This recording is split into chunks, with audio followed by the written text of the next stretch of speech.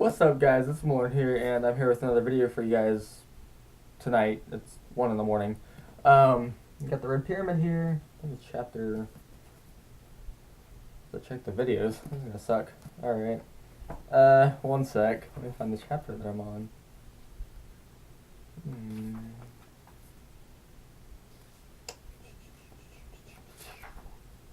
Bum, bum, bum, bum, bum, bum, bum. Bum, bum, bum, bum, bum, bum, bum.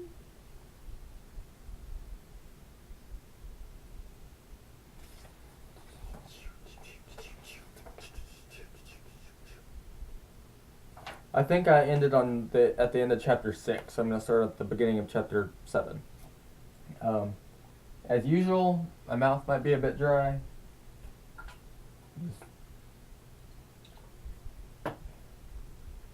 Letting you guys know ahead of time. Ooh, that is so spicy. Spicy energy drink. Bought another one. Seems to get spicier every day. Wow. Alrighty, let's see. Chapter 7. I drop a little man on his head. Honestly, Carter is so thick sometimes I can't believe we're related. I mean, when someone says, I forbid it, that's a good sign it's worth doing. I made for the library straight away. Hold on, Carter cried. You can't just... Brother dear, I said, did you leave your soul...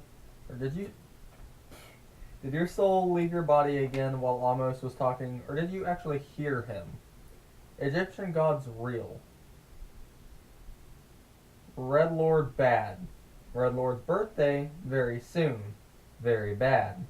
House of Life, fussy old magicians who hate our family because Dad was a bit of a rebel, whom, by the way, you could take a lesson from. Which leaves us, just us, with Dad missing, an evil god about to destroy the world, and an uncle who just jumped off the building. And I can't actually blame him. I took a breath. Yes, Carter, I do have to breathe occasionally. Am I missing anything? Oh yes, I also have a brother who is supposedly quite powerful from an ancient bloodline, blah blah, etc., but is too afraid to visit a library. Now, coming or not? Carter blinked as if I just hit him, which I suppose I had in a way. He faltered. I just think we should be more careful. I realized the poor boy was quite scared, which I couldn't hold against him, but it did startle me. Carter was my big brother, after all. Older, more sophisticated, the one who traveled the world with Dad. Big brothers are the ones who are supposed to pull their punches. Little sisters? Well, we should be able to hit as hard as we like, shouldn't we? But I realized that possibly, just possibly, I'd been a bit harsh with them. Look, I said, we need to help Dad, yes? There's got to be some powerful stuff in that library. Otherwise, almost wouldn't keep it locked up. You do want to help Dad. Carter shifted uncomfortably. Yeah, of course. Well, that was one problem sorted, so we headed for the library. But as soon as Cafu saw what we were up to, he scrambled off the sofa with his basketball and jumped in front of the library doors. Who knew baboons were so speedy? He barked at us, and I have to say baboons have enormous fangs, and they're not any prettier when they've been chewing up exotic pink birds. This book is hilarious. Carter tried to reason with him. Cafu, we're not going to steal anything. We just want... Ah! Cafu dribbled his basketball angrily. Carter, I said, you're not helping. Look here, Cafu, I have... Ta-da! I held up a yellow box of cereal I'd taken from the buffet table. Cheerios! Ends with an O. Yumsies! Ah! Cafu grunted, more excited now than angry. Want it? I coaxed. Just take it to the couch and pretend you didn't see us, yes? I threw the cereal towards the couch, and the baboon lunged after it.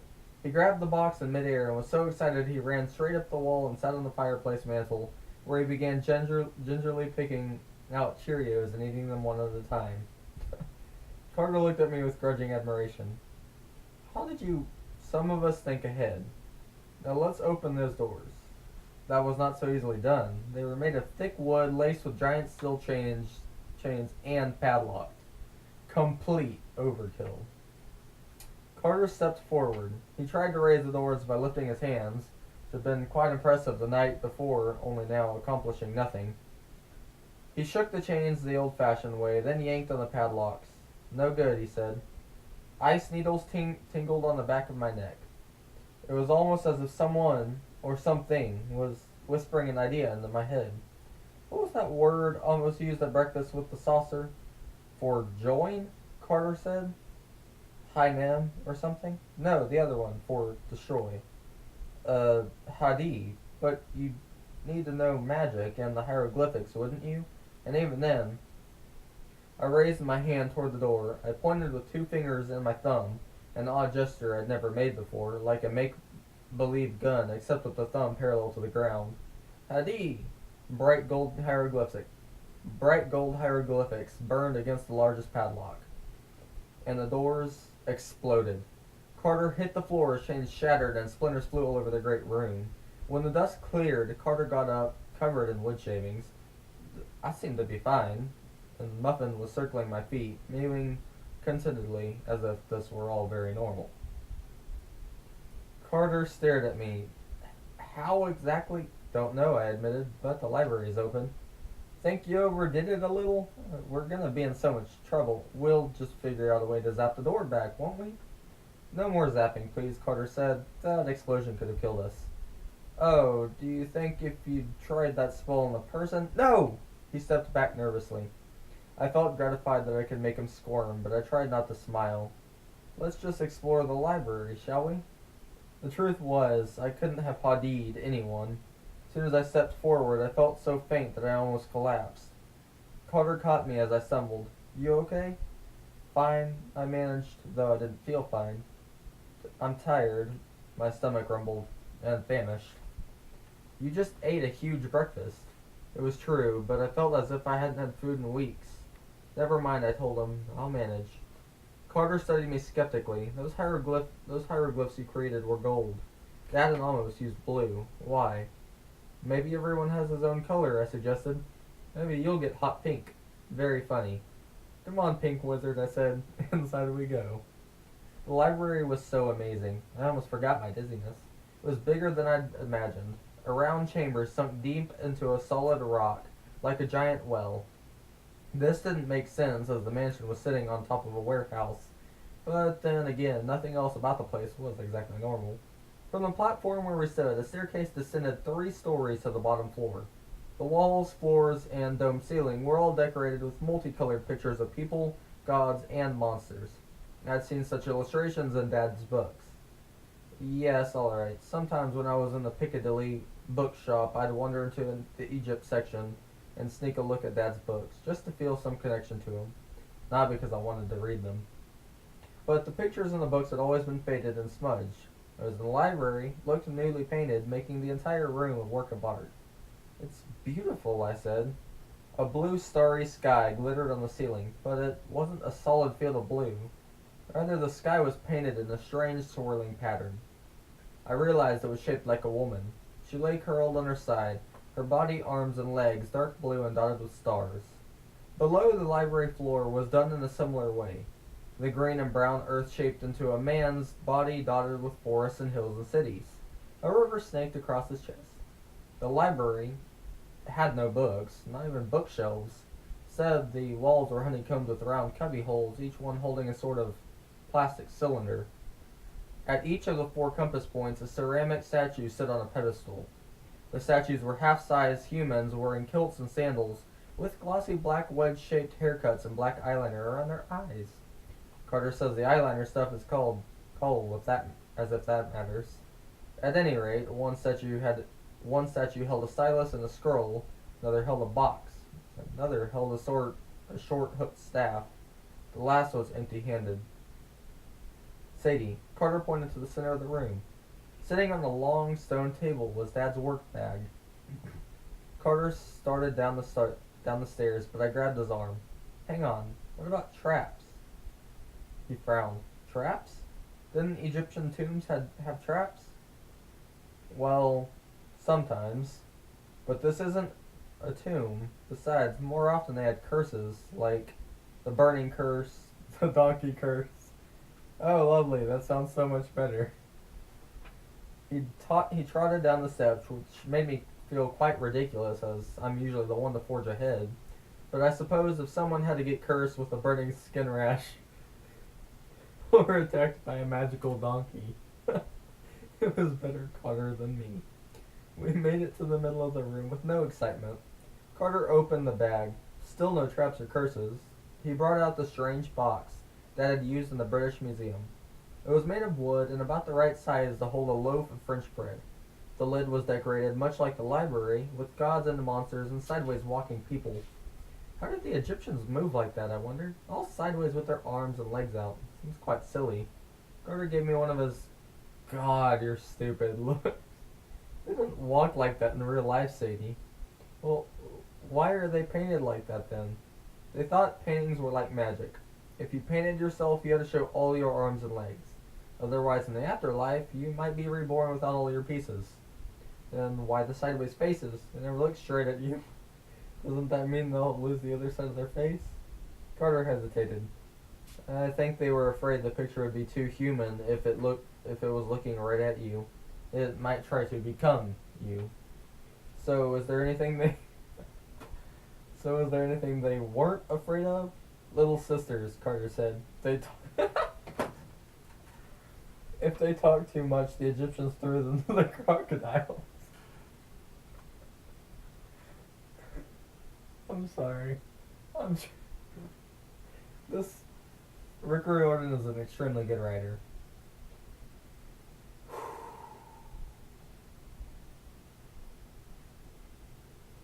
He had me for a second. I wasn't used to him displaying a sense of humor. And I punched him. Just opened the bloody box.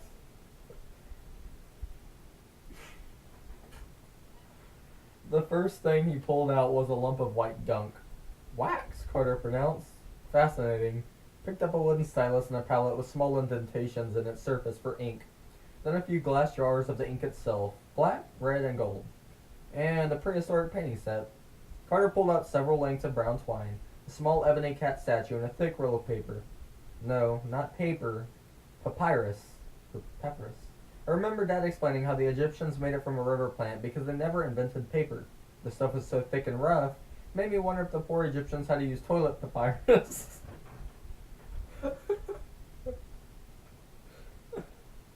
If so, no wonder they walked sideways.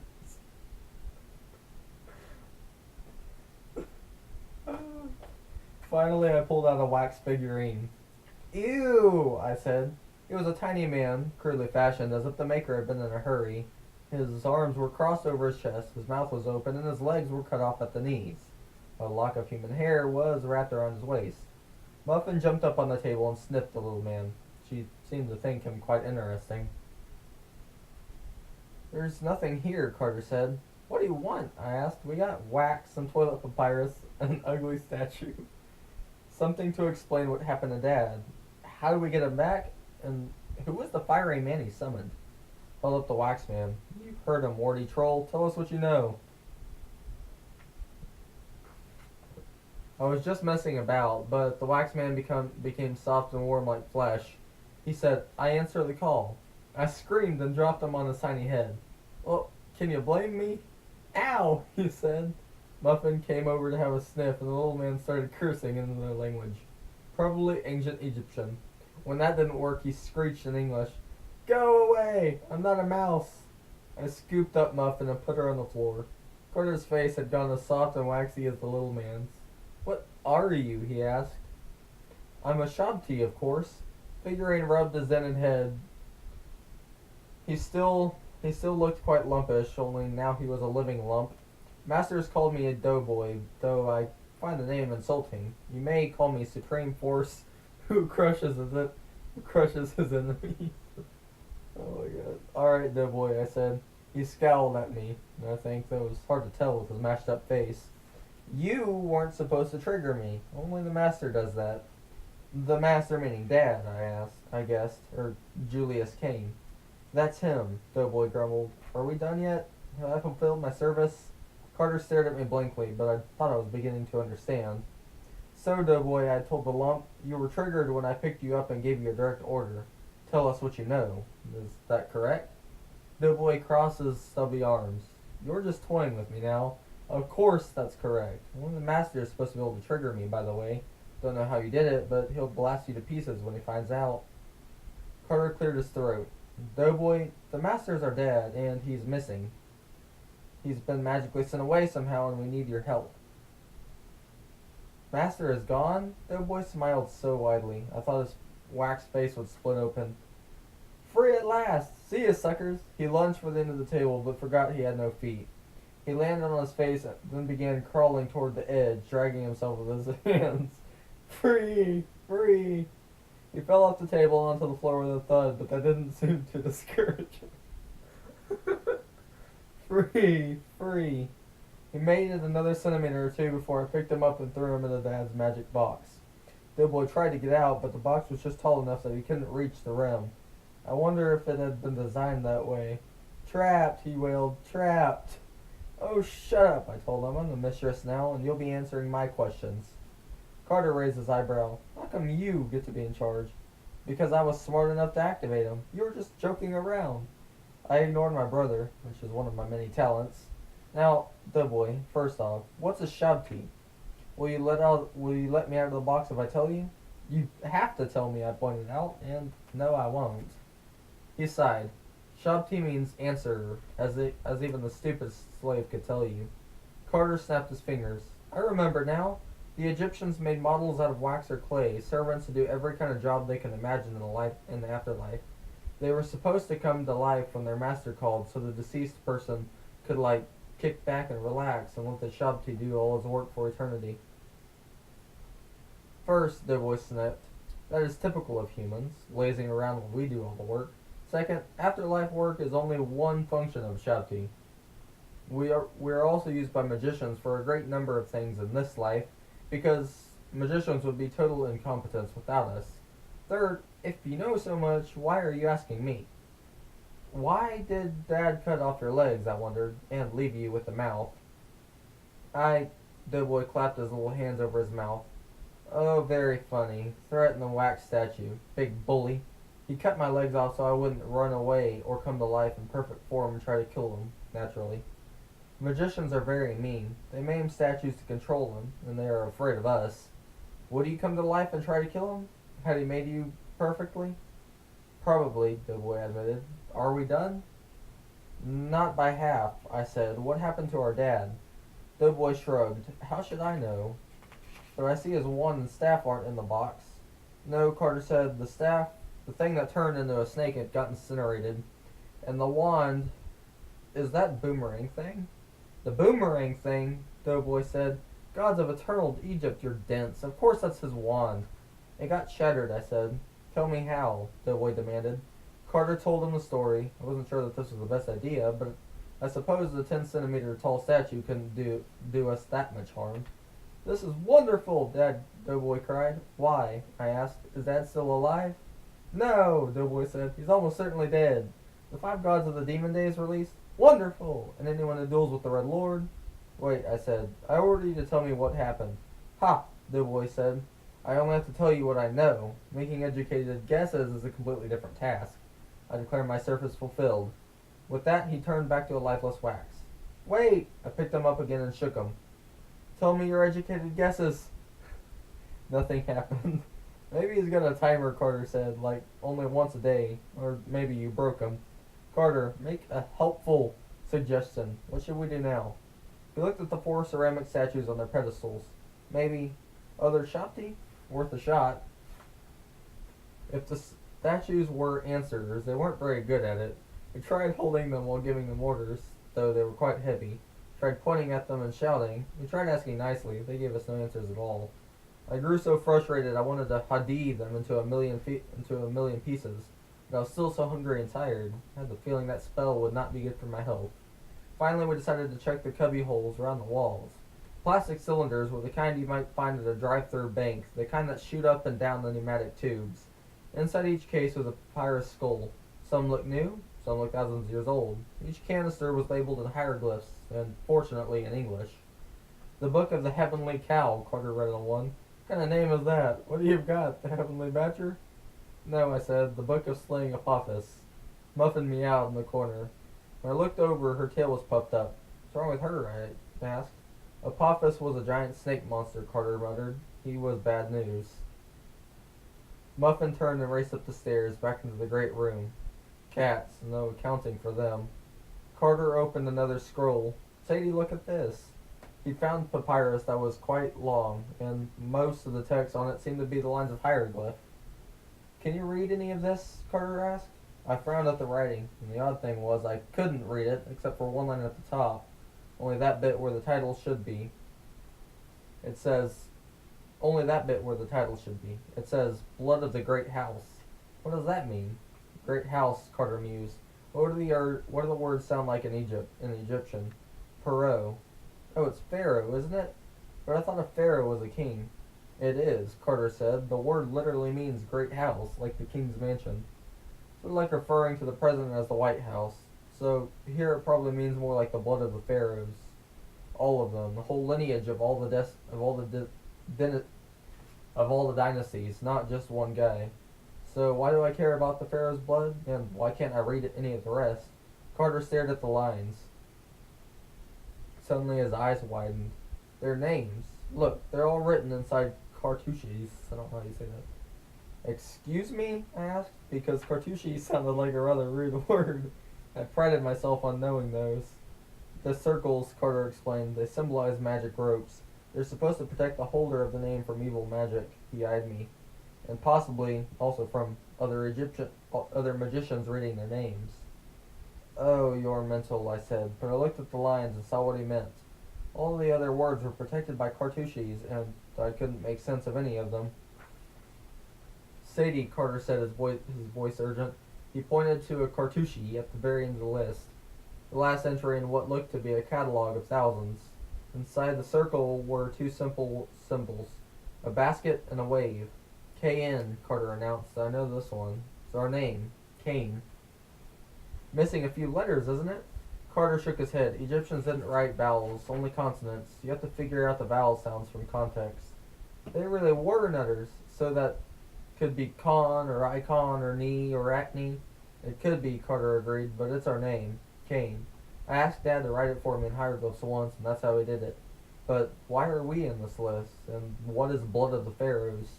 That tiny, icy tingle started on the back of my neck. I remembered what Amos had said about both sides of our family being very ancient. Carter's eyes met mine, and judging from his expression, he was having the same thought. There's no way, I protested. Must be some kind of joke, he agreed. Nobody keeps family records that far back.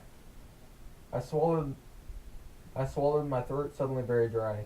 So many odd things had happened to us in the last day, but it was only when I saw our name in that book that I finally began to believe all this mad Egyptian stuff was real.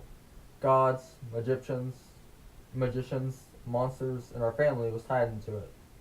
Ever since breakfast, when it occurred to me that Dad had been trying to bring Mum back from the dead, a horrible emotion had been taking hold of me. It wasn't dread. Yes, the whole idea was creepy, much creepier than the shrine my grandparents kept and the hall covered to my dead mother.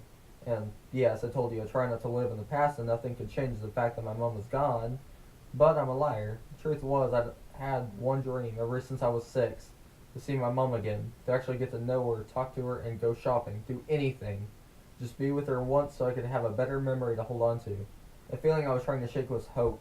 I knew I was setting myself up for colossal hurt, but if it were possible to bring her back, then I would have blown up any number of Rosetta Stones to make it happen. Let's keep looking, I said. After a few more minutes, I found a picture of some of animal-headed gods. A picture of some, 5 in a row with a starry woman figure arching over them protectively like an umbrella. Dad had released 5 gods. Carter, I called. What's this, then? Came to have a look and his eyes lit up. That's it, he announced. These 5. And up there, their mother, Nut. I laughed. A goddess named Nut. Is her last name Case? Very funny, Carter said. She was the goddess of the sky. He pointed to the painted ceiling, the lady with the blue star-spangled skin, same as in the scroll. So what about her, I asked. Carter knit his eyebrows. Something about the demon days. It had to do with the birth of these 5 gods. But it had been so long since Dad told me the story. The whole scroll is written in hieratic. I think. That's like hieroglyph cursive. Can you read it? I shook my head. Apparently my particular brand of insanity only applied to regular hieroglyphs. I wish I could find the story in English, Carter said. Just then, there was a cracking noise behind us. The empty-handed clay statue hopped off the pedestal and marched toward us.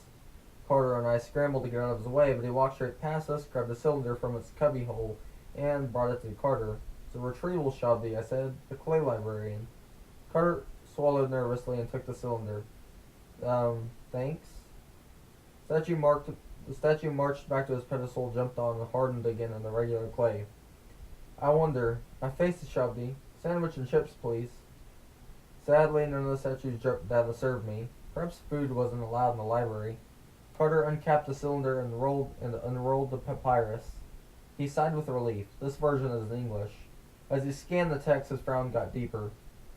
"You don't look happy," I noticed, "because I remember the story now. The 5 gods. If Dad really released them, it isn't good news." "Hang on," I said. "Start from the beginning." Carter took a shaky breath. "Okay, so the sky goddess Nut was married to the earth god Jeb. That would be this chap on the floor." I tapped my foot on the big green man with the river and hills and forests all over his body. "Right," Carter said. "Anyway, Jeb and Nut wanted to have kids, but the king of the gods, Ra, he was the sun god, heard this bad prophecy that a child of Nut, I snickered. Sorry, go on. A child of Jeb and Nut would one day replace Ra as king. So when Ra learned that Nut was pregnant, Ra freaked out. He forbade Nut to give birth to her children on any day or night of the year." Crossed my arms. "So what, she had to stay pregnant forever? That's awfully mean." Carter shook his head. "Nut figured out a way. She set up a game of dice with the moon god, Khans. Every time Khans lost, he had to give Nut some of his moonlight. He lost so many times, Nut won enough moonlight to create 5 new days and tag them on to the end of the year." "Oh, please," I said. "First, how can you gamble moonlight? And if you did, how can you make extra days out of it?" "It's a story," Carter protested. "Anyway, the Egyptian calendar had 360 days in the year. It's like the 360 degrees in a circle. Nut created 5 days and then added them to the end of the year. Days that were not part of the regular year.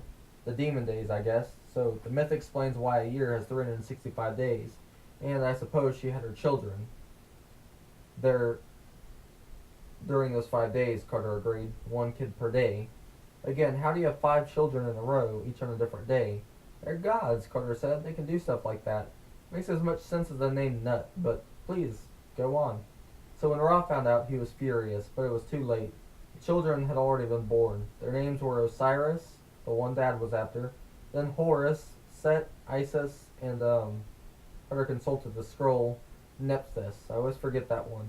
The fiery man in the museum said, "You have released all 5. Exactly. What if they were in prison together and Dad didn't realize it? They were born together, so maybe they had to be summoned back into the world together. The thing is, one of these guys, Set, was a really bad dude, like the villain of Egyptian mythology. The god of evil and chaos and desert storms." I shivered. Did he perhaps have something to do with fire?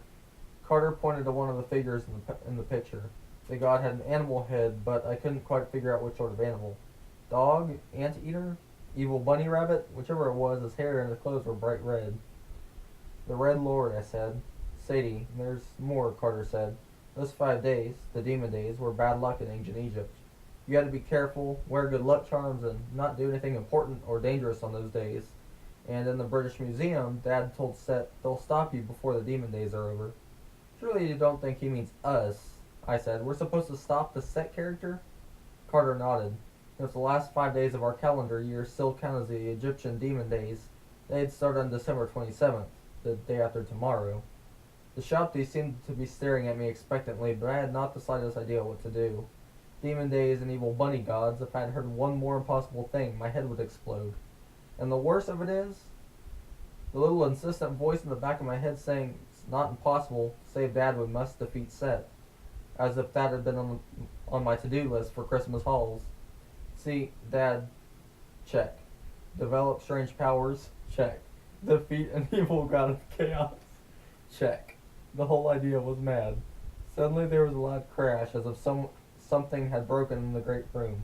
Gifu began barking in alarm. Carter and I locked eyes. Then we ran for the stairs. that's chapter 7. I hope you guys enjoyed the video. Make sure to leave a like, comment, subscribe to my channel if you did, and give me your opinion on the book like I always tell you to. It's a really good book. You should buy it. Have a nice day. Ooh, my hair is terrible. There we go.